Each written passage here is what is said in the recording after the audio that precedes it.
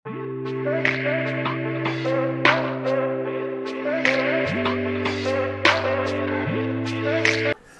राधे प्यारे बच्चों। सुनो इधर, पिछली क्लास में अपन ने प्रश्नावली 3.1 प्रारंभ की थी और इसका पहला दूसरा क्वेश्चन कंप्लीट हो गया था। तीसरे का भी फर्स्ट मैंने करवा दिया था, बाकी आपके लिए दिए थे। और तीसरे का तीसरा देख लो, इसको मैं करवा रहा हूँ ना। 3.1 का तीसरे का तीसरा देखो, देखे क्या कह रहा है। सारे एक जैसे सवाल है वैसे ही है। 3/2 x प्लस 5/3 y बराबर 7 है। समीकरण नंबर 1। समीकरण नंबर जो 2 है वो 9x माइनस के 10y और बराबर के 14। समीकरण नंबर 2। ठीक है, क्या करना है इसमें, आपको समीकरण युग्म को संगत या असंगत बताना है। यहाँ पे लिखते हैं सोल्व, क्या लाइन लिखते हैं यहाँ पे, रेखिक समीकरण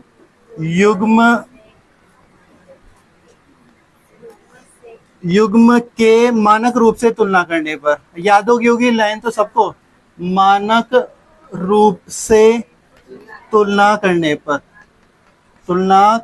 पर। जब आप यहाँ से उतारते हो ना बोर्ड से, तो देख के मत उतार करो, अपने मन से लिखा करो, तो आपको हाथों हाथ यही चीजें याद हो जाएगी। तो A1 का मान बताना मेरे को, 3/2। ठीक है, B1 का मान कितना हो जाएगा, 5/3। और C1 का मान कितना हो जाएगा, माइनस के 7। ठीक है, A2 का मान 9 हो जाएगा, B2 का मान माइनस के 10 और C2 का मान माइनस के 14। अपन अब क्या निकालते हैं, A1 अपॉन A2 का मान। A1 का मान कितना है, 3/2 और A2 का मान कितना है, 9। ठीक है, यहाँ पे है 3/2 और नीचे है 9। इसको सोल्व कैसे करते हैं, 3/2 को तो जैसा का जैसा लिखेंगे, इनटू का चिन्ह लगाएंगे, 9/1 लिख सकता हूँ मैं इसको। नीचे एक बिन हो गई, ऊपर एक बिन हो गई। मैंने इसको सोल्व करना पहले बताया था, नीचे वाले बिन को इनटू के साथ क्या कर दो, उल्टा कर दो, तो 1 क्या हो जाएगा, 9। अरे बात समझ में, क्या किया, 3/2 ऊपर वाले बिन को जैसा का जैसा लिखते हैं, इनटू का चिन्ह लगाते हैं, नीचे वाले बिन को इनटू के चिन्ह के साथ उल्टा कर दो बस। तो 1 क्या हो गया, 9। 3 से 9 कितनी बार कटे, 3 बार, 3 दूनी 6। तो इसको पूरा अगर सोल्व करेंगे तो कितना आएगा, 1/6। ठीक है ना, मैंने यहाँ सोल्व नहीं किया, साइड में सोल्व करके यहाँ लिख दिया सीधा, कितना आया, 1/6। कैसे आया याद है ना, उधर सोल्व कर दिया। अब अपन किसका मान निकालें, B1 अपॉन B2 का मान। B1 का मान कितना है, 5/3 और इसका मान कितना है, माइनस के 10। इसको भी सोल्व कर लें ऐसे ही। ऊपर है आपके कितना, 5/3 और नीचे कितना है, माइनस के 10। तो इसको कैसे सोल्व करेंगे, वही 5/3 को जैसा का जैसा बिन को उल्टा करेंगे, तो माइनस का 1/10। 5 से 10 कितनी बार, माइनस के 2 बार। ठीक है, 3 को 2 से गुणा करोगे कितना आ जाएगा, 6। किसका आएगा, माइनस के, तो 1/6। ये देखो यहाँ पे 1/6 और यहाँ पे भी 1/6, वैल्यू तो समान है, बच्ची नहीं क्या है, अलग अलग। तो ये मतलब मान बराबर नहीं है। इसका मतलब A1 अपॉन A2 का मान B1 अपॉन B2 के बराबर नहीं है। ठीक है, तो बस अपन ये लिख देंगे ये चीज। किसी के आया क्या बराबर, ये आया था क्या, किया होगा आपने। तो यहाँ पर क्या आया, 1/6 बराबर नहीं है किसके, माइनस के 1/6 का। समीकरण युग्म A1 अपॉन A2 बराबर नहीं है B1 अपॉन B2 के रूप का है। ठीक है, अतः समीकरण युग्म कैसा होगा रे, ये बराबर नहीं है, मतलब रेखाएं कैसी होगी, प्रतिच्छेद करेगी। अब प्रतिच्छेद करेगी मतलब हल कितना होगा, 1 होगा। अरे एक हल होगा, इसका मतलब संगत है। समीकरण युग्म संगत है। ठीक है, उतारो इसको। सुनो इधर, ये उतार लिया होगा। इसका देखो तीसरे का 5 और करवा देता हूँ ना।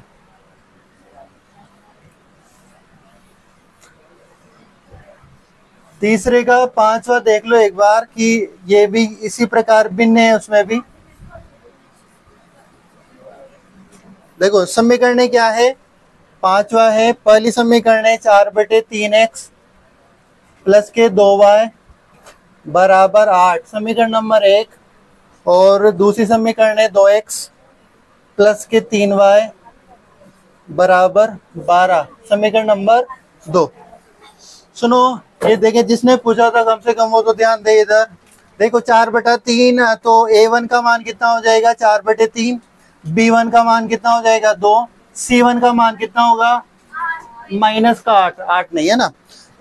a2 का मान कितना हो जाएगा 2, b2 का मान 3, c2 का मान माइनस के 12। a1 अपॉन a2 का मान निकालते हैं तो a1 का मान है 4/3 और a2 का मान कितना है 2। मैं यहाँ सोल्व कर रहा हूँ 4/3 और बटे कितने हैं 2। इसको सोल्व कैसे करेंगे, 4/3 को जैसा का जैसा इस भिन्न को उल्टा करूंगा तो एक आ जाएगा ऊपर, नीचे आ जाएंगे 2। 2 से 4 कितनी बार कटे 2 बार, तो वैल्यू कितनी है 2/3। अजय बात समझ में, 2/3। b1 का मान कितना है 2 और b2 का मान कितना है 3। क्या दोनों मान बराबर आ रहे हैं क्या? अगर आ रहे हैं तो फिर c1 अपॉन c2 का मान भी निकालें, c1 अपॉन c2 का मान निकालें। c1 का मान कितना माइनस के 8 और c2 का मान कितना माइनस के 12। किस पहाड़े से कट रहे हैं दोनों? 4 के पहाड़े से। 4 दूना 8, 4 तिया 12। देखो माइनस से माइनस तो ऑलरेडी प्लस हो गया, तो माइनस तो कैंसिल हो गया। 4 के पहाड़े से 2 बार और 4 के पहाड़े से 4 तिया 12। देखो यहाँ पे भी 2/3, यहाँ पे 2/3 और यहाँ पे भी 2/3। तो वैल्यू क्या आ जाएगी आपके 2/3 बराबर है 2/3 बराबर है 2/3। सब बराबर है तो इसको क्या लिख देंगे, a1 अपॉन a2 बराबर है b1 अपॉन b2 के बराबर है c1 अपॉन c2 के। तीनों अनुपात बराबर है। ठीक है, अगर बराबर के रूप का है तो कैसा होता है समीकरण युग्म? रेखाएं कैसी आएगी ये बताओ पहले? समपाती आएगी।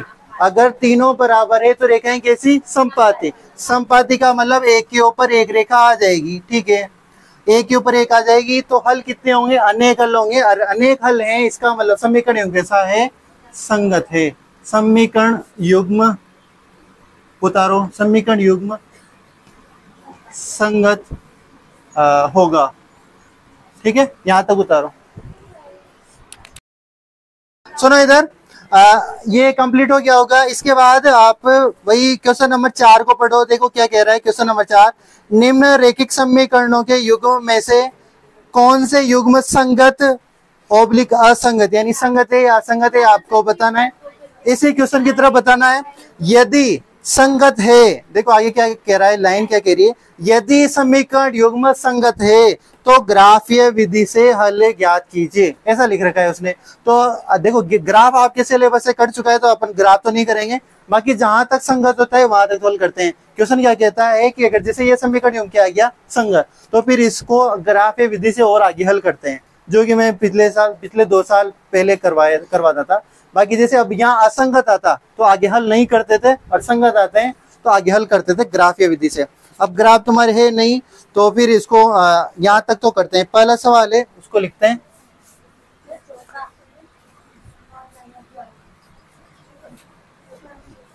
ठीक है,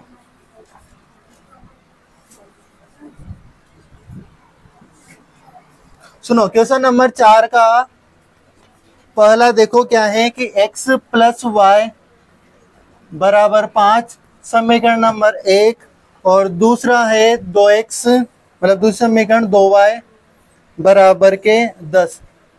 इक्वेशन नंबर 2, a1 का मान अगर आप निकालोगे तो कितना आ रहा है 1, b1 का मान 1, c1 का मान -5। Very good. a2 का मान कितना 2, b2 का मान, c2 का मान, a1 अपॉन a2 का मान, b1 अपॉन b2 का मान, ठीक है, c1 अपॉन c2 का मान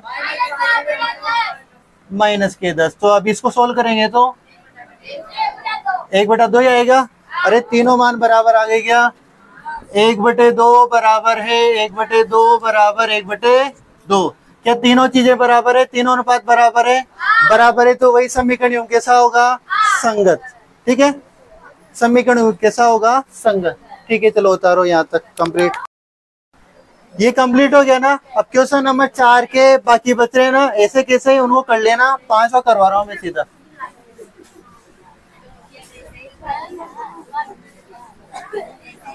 पांचों को पढ़ो, देखिए क्या कह रहा है वो समीकरण किस प्रकार बनेगी।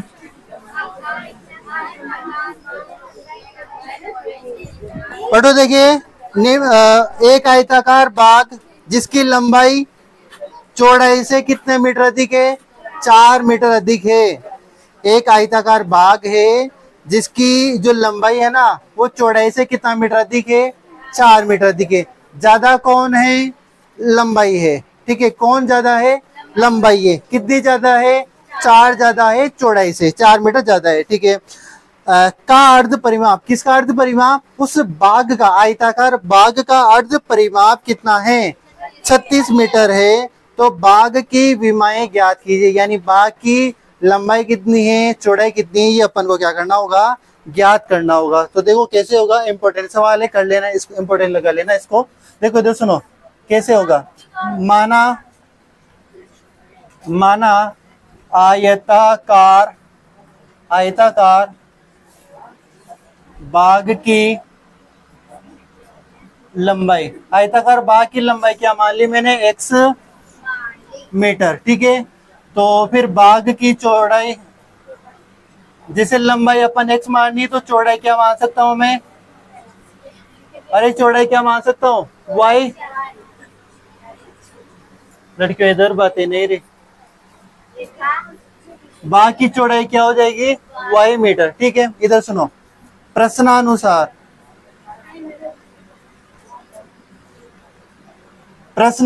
क्या कह रहा है? एक तो x है और एक y है। x क्या है? लंबाई। y क्या है? चौड़ाई। ठीक है, ये बताओ लंबाई ज्यादा है कि चौड़ाई ज्यादा है? लंबाई ज्यादा है ना। ठीक है, मैंने बराबर का चिन्ह लगाया। जैसे बराबर का चिन्ह लगाए, लंबाई ज्यादा है तो जो तुला है, काकड़ी है, वो इधर की तरफ जाएगी, नीचे, इधर जब नीचे जाएगी तो मतलब ज्यादा मान इसका है। तो मेरे को दोनों इनको बराबर करने के लिए 4 को किधर जोड़ो? चौड़ाई की तरफ। तो प्लस के 4 इधर कर दी। समीकरण नंबर क्या हो गई? 1 हो गई। ठीक है, समीकरण नंबर 1 तो ऐसे प्राप्त होगी। अब समीकरण नंबर 2 कैसे प्राप्त होगी, उसके लिए उसने एक और बात दे रखी है। क्या दे रखी है कि उनका इस आयताकार बाग का अर्ध परिमाप कितना है? 36। तो यहाँ अपन लिखेंगे आयताकार बाग का अर्ध परिमाप कितना है? ये 36 है। ठीक है, अब आयताकार बाग है उसका अर्ध परिमाप, पहले तो ये बताओ आयत का परिमाप कितना होता है? 2 इंटू लंबाई, 2 इंटू लंबाई प्लस का, और ये होता है ना आयत का परिमाप। सबको याद है या नहीं है? अब ये तो है किसका? आयत का पूरा परिमाप, जबकि क्वेश्चन में क्या दिया हुआ है? अर्ध, मतलब आधा। तो ये आधा है, ये 36 क्या है? आधा परिमाप है। तो ये तो मैंने पूरे परिमाप का लिखा है, इसको भी आधा करने के लिए किसका भाग दे दूं? 2 का। यानी यहाँ पे लिखा हुआ था आयताकार बाग का अर्ध परिमाप 36, तो मैंने ओनली आयत का परिमाप लिखा, 2 इंटू लंबाई प्लस चौड़ाई। अर्ध नहीं लिखा था तो बटा करके क्या कर दिया? 2। अच्छा ये बात समझ में? अब 2 कर दिया तो 2 से 2 कैंसिल। तो यहाँ पे इधर बताओ मेरे को, लंबाई को अपन ने क्या मान रखा है? x मान रखा है, प्लस चौड़ाई को क्या मान रखा है? y। और इधर कितना है? 36। समीकरण नंबर कौन सी है? ये 2। तो समीकरण नंबर 1 ऐसे प्राप्त हुई और समीकरण नंबर 2 ऐसे प्राप्त हुई। ये कौन सी स्थिति? स्थिति नंबर 2। कर लोगे क्या? किसी की दिक्कत है? देखो पर समीकरण कैसे आई थी? x और y थे, उसने कहा कि लंबाई ज्यादा है, 4 ज्यादा है चौड़ाई से, तो y की तरफ 4 जोड़ दिया। समीकरण नंबर 1, उसने कहा कि आयत का अर्ध परिमाप 36 है, अर्ध परिमाप का पूरा सूत्र लिखा, बटे 2 लगाते, अर्ध हो गया, आधा हो गया। ये 36, 2 से 2 कैंसिल हुए, तो यहाँ लंबाई का मान मैंने x लिखा और y का मान, ये यहाँ से चौड़ाई लिखा, x प्लस y का मान कितना आ गया? 36। यहाँ तक कर लोगे। अब इधर सुनो, क्वेश्चन में वो कह रहा है कि इनकी विमाएं ज्ञात करो। क्या कह रहा है? विमाएं। तो विमाएं ज्ञात करने के लिए अपन ने ऐसी कोई विधि अभी तक सीखी नहीं। सीखी है कौन सी? एक ग्राफ विधि, जो कि अपने सिलेबस में नहीं है, तो मैं उसको नहीं करवा रहा, अपन यहाँ तक करते हैं। फिर जैसे अपन एक इसके आगे वाली प्रश्नावली में विस्थापन विधि सीखेंगे। कौन सी सीखेंगे? विस्थापन विधि। तो जैसे ही विस्थापन विधि सीखेंगे वहां पर इसकी विमाई ज्ञात कर लेंगे। ठीक है, अगर ये एग्जाम में सवाल आता है विमाई ज्ञात कीजिए, तो फिर अपन यहाँ तक तो ऐसे करेंगे इसे, फिर इसके आगे विस्थापन विधि से आप इसकी विमाई ज्ञात करना वहां पर। ठीक है, यहाँ तक उतारो फिर आगे करो। ये उतार लिया होगा। इसका जो हल होगा वो अपन जैसे प्रतिस्थापन विधि सीखेंगे वहां कर लेंगे इसका हल। अब क्वेश्चन नंबर 7 को देखो एक बार, उसको पढ़ो। ये जब ग्राफ हुआ करता था तब तो ये सवाल इम्पोर्टेंट हुआ करता था, मैं इसको इम्पोर्टेंट लगाता था कि ये ग्राफ का सवाल है, अच्छा सवाल है, आता था ये। ठीक है, बाकी अब ग्राफ नहीं है तो इम्पोर्टेंट नहीं है, पर फिर भी पढ़ते हैं। देखो क्या कह रहा है, समीकरणों x plus y x minus y plus 1 बराबर 0 और 3x प्लस 2y माइनस 12 बराबर 0 का ग्राफ कीजिए। मतलब इन दो समीकरणों का क्या बनाना है, अपन को ग्राफ बनाना है। x अक्ष और इन रेखाओं से बने त्रिभुज के शीर्षों के निर्देशांक ज्ञात कीजिए और त्रिभुजाकार पटल को छायांकित कीजिए। अब देखो ये आगे की लाइन है, तुम्हें समझ में नहीं आई होगी। देखो क्या कह रहा है, समझा रहा हूं इधर। क्वेश्चन नंबर 7, एक समीकरण x माइनस वाई प्लस 1 यहाँ पे 0 है ना, और दूसरी है 3x 2y माइनस के 12 इक्वल टू 0 समीकरण नंबर 2। देखो वो क्या कह रहा है, इधर सुनो एक बार, मोटा मोटा यहाँ समझा देता हूँ। इस समीकरण की एक लाइन बनेगी ग्राफ में, यहाँ देख लो रे सभी, यहाँ देख लो एक बार यहाँ समझा रहा हूँ फिर आगे कर लेंगे। ये जो समीकरण है, इस समीकरण की इस ग्राफ में कोई एक लाइन आएगी। ठीक है, वो लाइन माना कि ये ऐसी आ गई। ठीक है, इस समीकरण की इस ग्राफ में एक ऐसी लाइन आएगी। ठीक है, ये समीकरण है, इस समीकरण की इस ग्राफ में एक लाइन आएगी, वो ऐसी आएगी। ठीक है, एक ऐसी लाइन आएगी जब अपन इनका ग्राफ बनाएंगे तो फिर आगे वो अब ऐसी दो लाइन आएगी। एक तो ये आगे लाइन, ये समीकरण फर्स्ट की लाइन है, और ये वाली जो लाइन है ये समीकरण नंबर 2 की लाइन है। ठीक है, इस प्रकार लाइनें आती है। अब आगे क्या कह रहा है, सुनना, क्वेश्चन को पढ़ रहा हूं मैं। देखो वो कह रहा है कि ग्राफ कीजिए। ये अपन इस प्रकार का ग्राफ आएगा। एक्स अक्ष कौन सा है, ये वाला एक्स अक्ष, और इन रेखाओं से बने त्रिभुज। अब देखो ये तो एक्स अक्ष रहा, यहाँ देख लो एक बार, ये तो एक्स अक्ष रहा, और इन रेखाओं से बने त्रिभुज। देखो इन रेखाओं से एक त्रिभुज बन रहा है, क्या बन रहा है ना यहाँ पे एक त्रिभुज। तो एक तो एक्स अक्ष और इन रेखाओं से बने एक त्रिभुज बन रहा है त्रिभुज। तो बने त्रिभुज के शीर्षों के निर्देशांक ज्ञात कीजिए। यानी अब इस त्रिभुज के शीर्ष कौन से हुए, एक तो ये हुआ, एक तो ये शीर्ष है, एक ये वाला शीर्ष है, एक ये वाला शीर्ष है। तो इनके निर्देशांक क्या हुए। जैसे अब अगर आप ग्राफ में करोगे तो यहाँ एक नंबर आएगा, या तो 1 2 3 यहाँ 4 5 कुछ लिखा होगा, यानी एक्स अक्ष का मान यहाँ कुछ होगा और वाई का भी कुछ होगा। यहाँ पे एक्स का मान कुछ होगा, वाई का कुछ मान होगा। तो यहाँ का निर्देशांक, यहाँ का लिखना होगा। ठीक है, आगे क्या कह रहा है, निर्देशांक याद कीजिए। और क्या कह रहा है, त्रिभुजाकार पटल है उसको छायांकित कीजिए। जो त्रिभुजाकार आपको भाग दिख रहा है, इसको क्या कह रहा है, वो किस प्रकार इसको क्या करो, छायांकित करो। ये सवाल है कुल मिला के। ठीक है, क्या सवाल है कि इस लाइन से ये जो समीकरण है इससे एक लाइन आएगी, इस समीकरण से एक लाइन आएगी, ग्राफ खींचोगे तो एक त्रिभुजाकार भाग बनेगा। त्रिभुजाकार भाग बनेगा तो इसके शीर्षों के निर्देशांक लिखने होते हैं, और जो भाग बनता है इसको क्या करना होता है, छायांकित करना होता है। अजय बात समझ में, इस प्रकार सवाल है। अभी बताओ करवाऊं नहीं करवाऊं, वैसे तो एग्जाम में नहीं आएगा, करवाऊं क्या?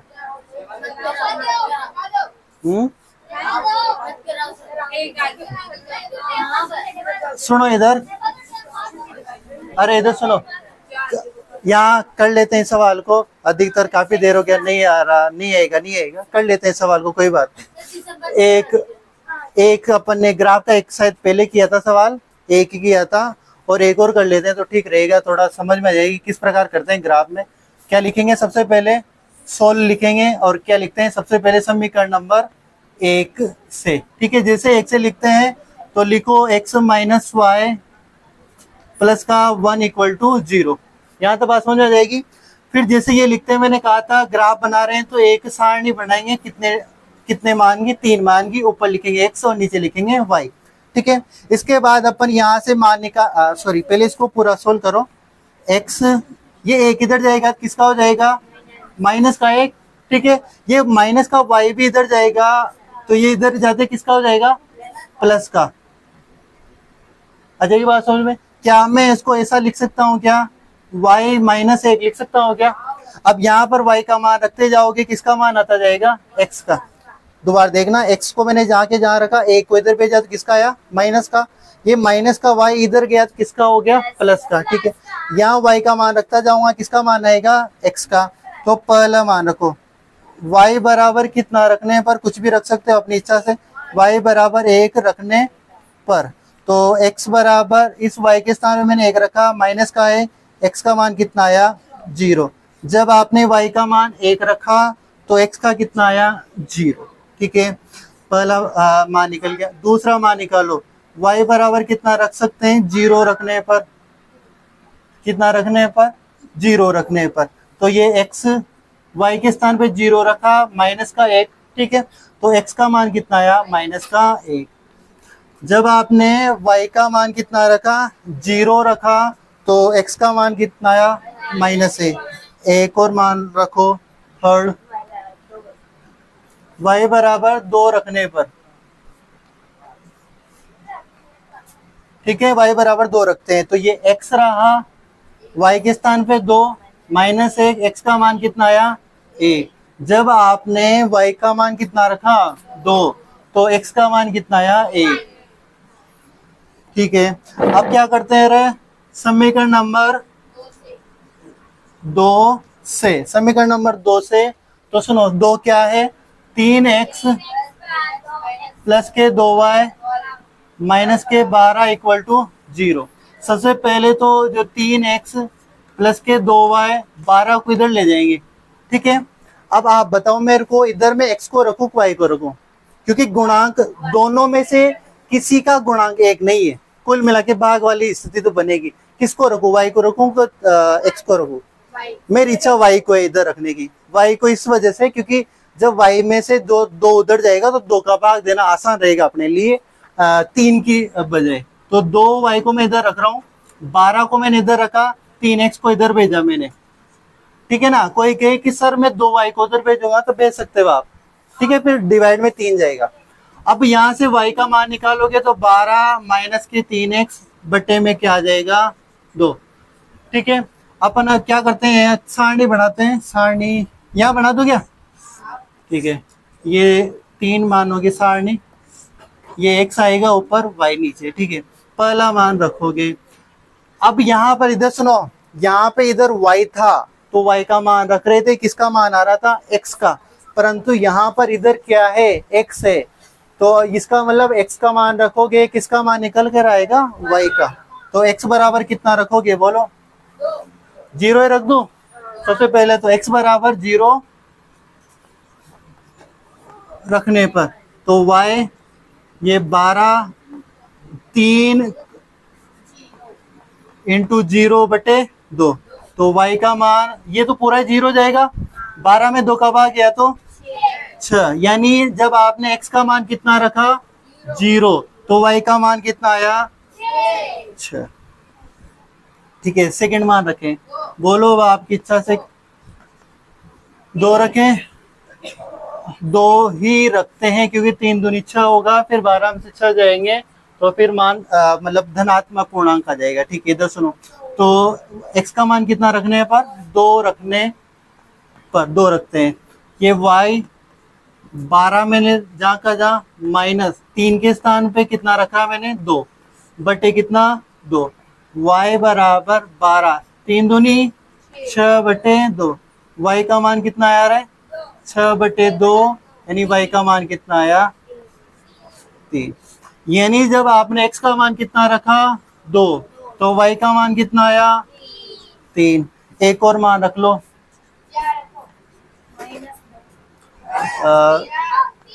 ऐसे मान बताओ जो मेरे को मान पूर्णांक में आए, बोलो। 4 रखने पे क्या होगा, 4 तिया 12, 0, 4 भी रख सकते हैं, कोई बात नहीं, 4 रख दो, 4 रखने पर रख दो, कोई बात नहीं, 4 रखने पर, ठीक है ना। तो 4 रखोगे तो देखो इधर सुनो, y 12 3 यहाँ x के स्थान पे 4 रखा, बटे कितना आ जाएगा 2। y 12 माइनस के कितना हो जाएगा 12 बटे 2। यहां से कितना आएगा रे बोलो 0 बटे 2। तो y का मान कितना आ गया 0। जब आपने x का मान कितना रखा 4, तो फिर y का कितना आया 0। अब ये बताओ मेरे को, दो सारणी आ गई, एक तो ये सारणी, एक वो सारणी। क्या दोनों सारणी से ग्राफ बना लोगे क्या? अब देखो ग्राफ घर पे बना लेना। जो मैंने प्रक्रिया बताई थी ना फर्स्ट में, किस प्रकार ग्राफ आएगा, उसमें एक लाइन तो ऐसे आएगी और एक लाइन ऐसे आएगी। यहाँ पर एक त्रिभुज बनेगा, तो उस त्रिभुज को क्या करना होगा, तुम्हें छायांकित करना है, बस इतना सा काम करना है। अभी ग्राफ होता तो मैं यही करवा देता, पर अभी आप ग्राफ नहीं लाए, तो ऐसा करो इतना को उतार लो, बाकी कल फिर प्रतिस्थापन भेज दे। छठवा